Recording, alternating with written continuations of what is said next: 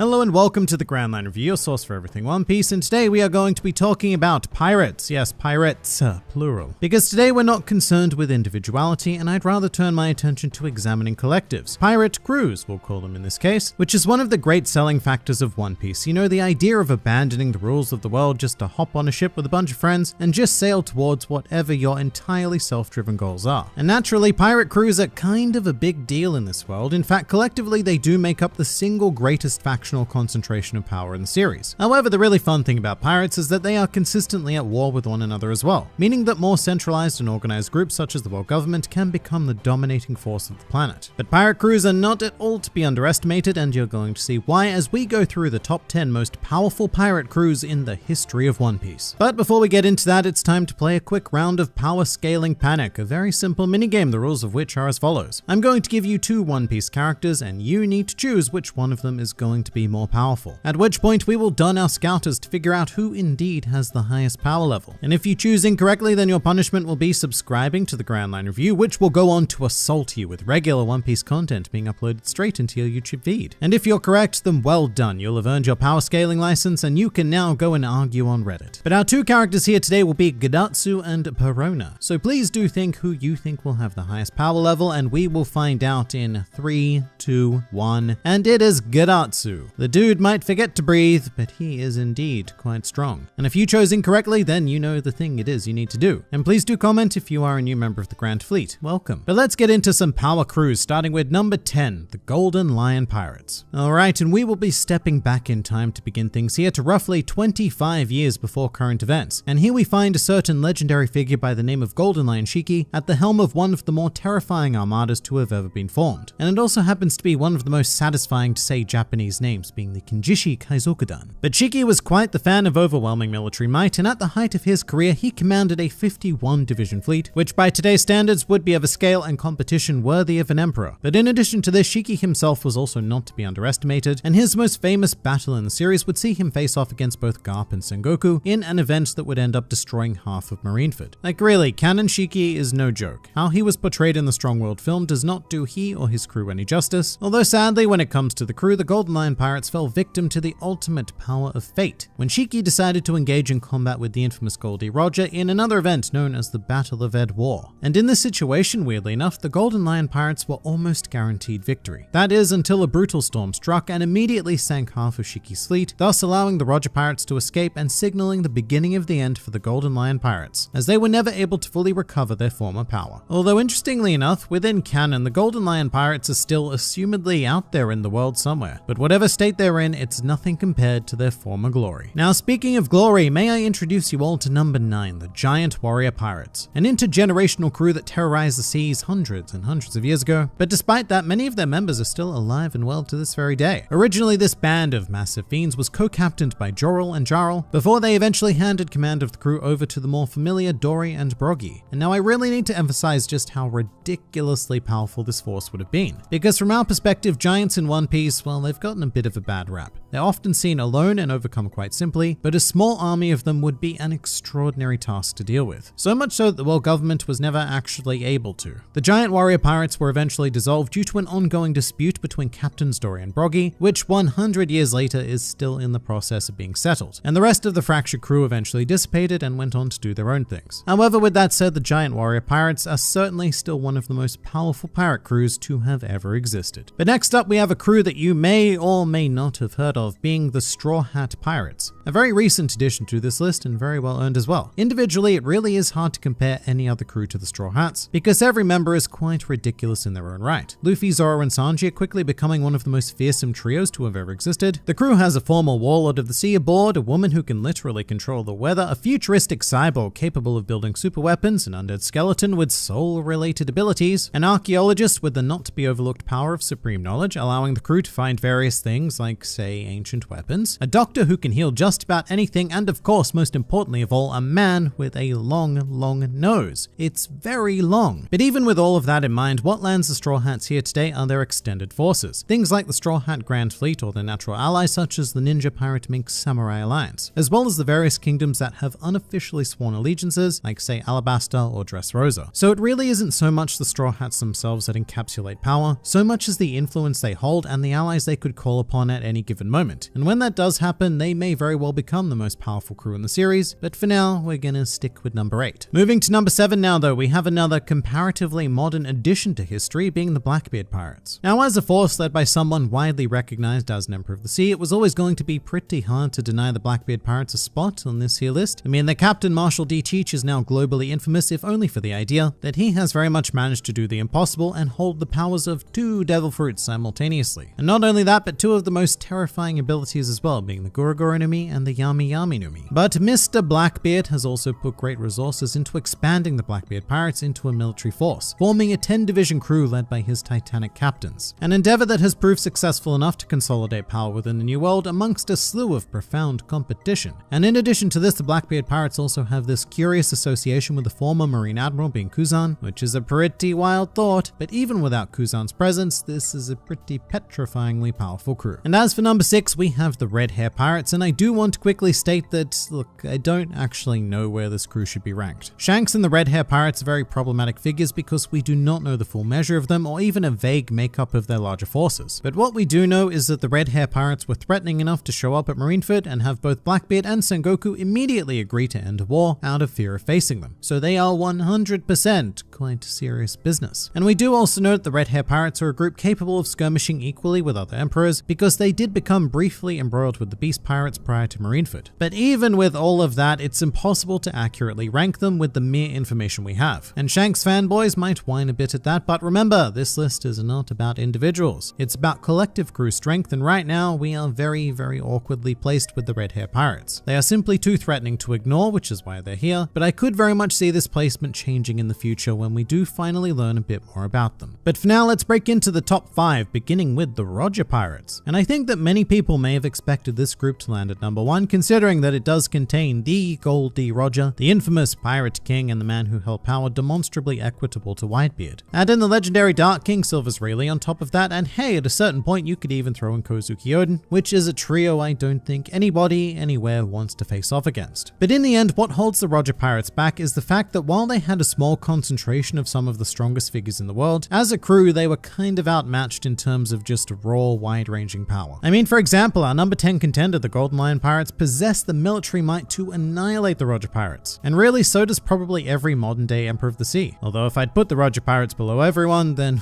I suspect a lot of dicks would have been ripped. But the Roger Pirates were not a group that could have fought a war on their own like many other crews. They were an opportunistic band of individually powerful fighters, not too unlike the Straw Hats really, and they were able to use that small size to their advantage. However, by virtue of having Roger, Rayleigh, Odin, and so many others, I simply cannot deny them a number 5 place. And so let's move on to one of Roger's key rivals in the Whitebeard Pirates, sitting pretty at number 4. And this is the first group on this list that we really do know the full scope of, apart from the Straw Hats, I guess. And in this case, we know that the Whitebeard Pirates are enough to take on the entirety of the Marines, which I will remind you, there were about 100,000 soldiers present at Marineford, and the Whitebeard Pirates took on that full force of the world government, including what remained of the 7 warlords, which is particularly wonderfully impressive because the core crew of the Whitebeard Pirates consists of just over 1,600 members. And in addition to this, the Whitebeard Pirates had 43 other allied crews alongside them, but the difference in pure numbers was still staggeringly unfavorable for them. And the X factor to make that up was obviously Whitebeard himself, who was labeled as the strongest man in the world, but his 16 division commanders were also supremely powerful, as were each of their legions. The Whitebeard Pirates were an organized, cohesive group that had the potential to change the structure of the very planet with the Paramount War. Pretty amazing stuff for a single crew, which is going to be quite a common theme from here on out. So getting a bit larger now, we have number 3, the Big Mom Pirates, and this group operates on a scale that we have not yet explored on this list. It's the first crew that I would truly describe as its own empire, which of course is led by something of a royal dynasty. At the helm of everything is Charlotte Lin, aka Big Mom, who apparently has the amusing title of being the strongest hag in the world. And she is almost certainly at least the second most powerful individual currently alive on the planet, but the Big Mom Pirates' true terror comes from its expansive armed forces, which are led by at least 74 out of 85 of Big Mom's children. And from there we have all sorts of allies, soldiers, and even soul-based creatures dedicated to fighting for the Big Mom Pirates that number in the tens of thousands. The scale and overall power of the Big Mom Pirates is absurd, and really, in terms of other crews, only one actually compares to them, which would be our number 2 place, being the Beast Pirates. This is the largest specified organization of pirates that One Piece has ever showcased, with a core crew of roughly 20,000 members and a further 10,000 loyalist samurai and ninja from the land of Wano, and even at their lowest levels, these guys are no joke. Well, except for Batman, because he's pretty funny. Although even then, in the anime, he completely thrashed Luffy. So look, even low-level filler action from the Beast Pirates is something to be taken seriously. But this crew hierarchy is like nothing we've ever seen before, and I think it does say quite a bit that sitting right at the top are characters who possess 3 of the top 10 highest recorded bounties in the series thus far, being Jack, Queen, and Kaido. Although to be fair, King is almost certainly going to be up there as well. And speaking of Kaido, he is a man who has now been referred to not only as the strongest creature in the world, but also just the strongest pirate, period. Now, whether that means the strongest pirate alive is a different discussion, but in the modern day, it is clear-cut. Kaido is the pinnacle of raw power, and that is reflected all the way down through the Beast Pirates, who are undoubtedly the most incredibly dominant crew of modern-day One Piece. However, the vast histories contain at least one crew who eclipses all of that, and perhaps everything there ever will be. But just before we unveil the number 1 spot, this is a spoiler warning for anime-only watchers or those who are not yet up to date with Act 3 of Wano. This is a big spoiler. But when we're talking about the most powerful pirate crews, there is no possibility of ignoring this. So there's your warning, and for everyone else, we will reveal the number 1 position in 3, 2, 1, and it is of course the Rocks Pirates. An idea which may initially seem counterproductive to how I've been analyzing power thus far in terms of military might, because at first glance the Rocks Pirates are more akin to a group like the Roger or the Straw Hat Pirates, this comparatively small collective, but the key difference is that the Rocks Pirates are the first and only all-star crew of One Piece. This crew contained 4 captains of crews that have previously been listed here, including Whitebeard, Big Mom, Kaido, and Shiki, 4 of the most influential pirates in history to name but a few. But the Rocks had many other world-renowned names that spawned because this was a crew of captains. It would be kind of like the equivalent of all of the supernovas meeting up on Sabadi Archipelago and then just deciding to form a new crew with all 11 of them. That combination of power and resources would be world-shaking, and as for the Rocks, they were led by an even more infamous figure named Rox D. Zebek, a man who is credited as being the most formidable foe of Goldie Roger, as well as someone who with his crew was on the verge of destroying the world government institution. And at this point, numbers really do become meaningless. The Rocks Pirates were a super crew, a concept that will likely never be seen again in the series, and thus they make up by far the most powerful pirate crew in One Piece. But what do you guys think? Please do leave your thoughts in the comments below or even join my Discord server. And if you'd like to see more videos like this, then please do go and check out some of my other content or even subscribe to the channel for more glorious One Piece business uploaded straight into your YouTube feeds. But for now, this has been the Grand Line Review, and I'll see you next time.